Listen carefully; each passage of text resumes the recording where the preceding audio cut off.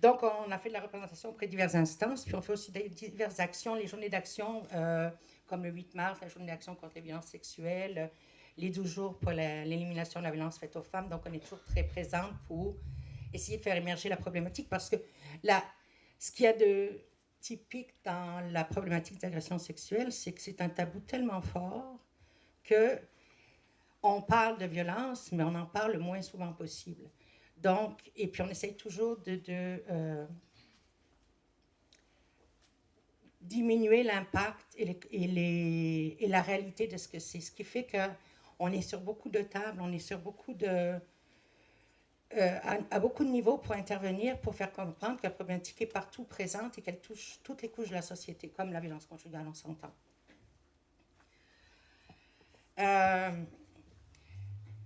L'intervention féministe qu'on utilise dans les CALAC, on est surtout axé, nous, dans la relation d'aide et surtout dans le groupe de cheminement, parce qu'on a réalisé que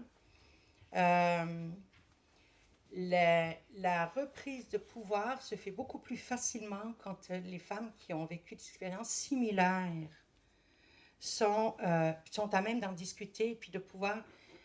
Elles sont pas déjà, on n'est pas sur un mode binaire de se parler, puis d'avoir juste une vision.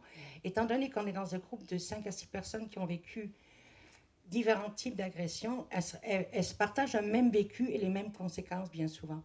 Donc, le fait de partager en groupe, ça leur permet de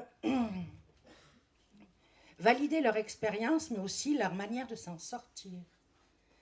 Et ce qui est toujours fascinant quand on travaille avec un groupe, c'est de voir comment la perception et la compréhension que, peu importe le type d'agression, parce qu'on ne peut pas comparer, les conséquences sont souvent similaires et les manières de s'en sortir ou de résilience sont des fois, en les expliquant, ça donne des ouvertures, d'autres visions aux personnes qui ont été victimes. Donc cet échange-là, non seulement ça leur permet de parler de leurs expériences, mais en plus de valider leur manière de résilience.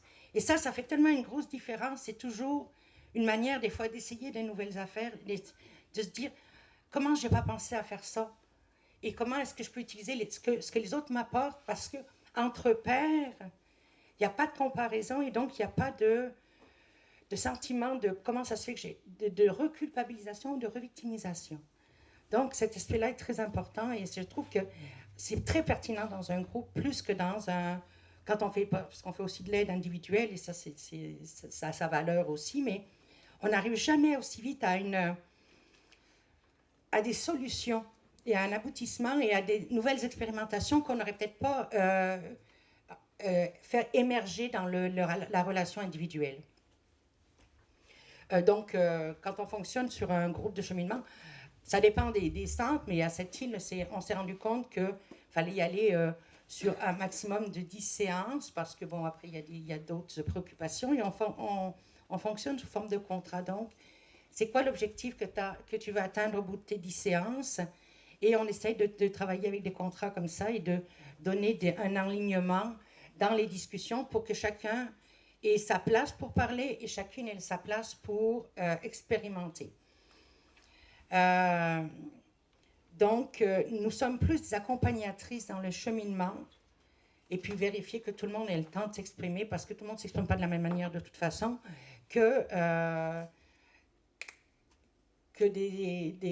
et on est plus je dirais, des points de repère dans l'animation plutôt que des intervenantes comme telles dans ce processus. C'est ça, là. C'est l'autre. Oh, mon Dieu. Donc, l'objectif de l'intervention, bien sûr, c'est de procurer un lieu de support et d'entraide, d'identifier les conséquences et l'impact des agressions sexuelles sur sa vie, diminuer la souffrance et puis partager, réfléchir à l'expérience. Mais surtout, c'est arriver à définir une meilleure connaissance de ses forces, voir où a été notre résilience et comment on peut la réutiliser, et trouver des moyens concrets pour surmonter vraiment toutes les conséquences de l'agression, et aussi se sentir mieux et partager entre elles. C'est vraiment...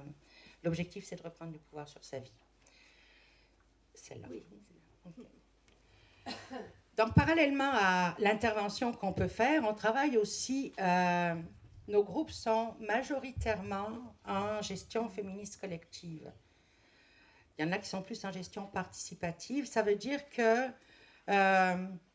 nos instances sont, on a toutes le même, on a un groupe de 5 administratrices actuellement. Avant, on en avait 7.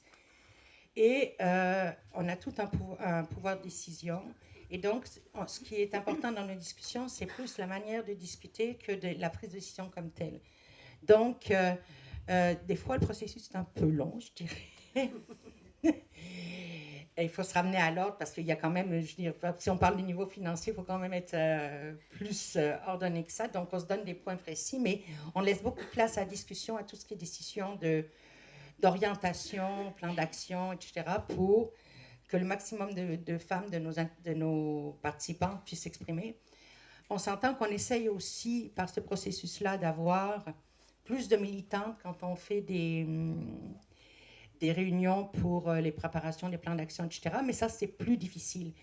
Même si on a des militants qui sont inscrits dans nos groupes, il y en a peu qui s'inscrivent pour des journées spéciales, pour travailler avec nous. Ce qui fait que des fois, c'est un petit peu désolant de se dire, ben, on prend des décisions alors que tout l'ensemble de notre groupe se sent moins concerné. Mais ça, bon, c'est la réalité des groupes communautaires en réalité. Et les discussions, c'est vraiment pour arriver à être d'accord sur nos modalités d'action, sur nos valeurs, remettre en question notre mode de fonctionnement et tester, je dirais, notre pouvoir décisionnel.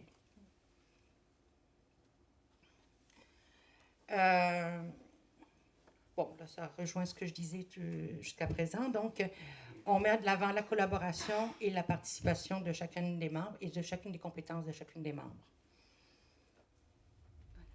OK. Là, je vais vous parler la dernière étude qui a été faite par le CALAX de l'Ouest de l'île Montréal, qui a décidé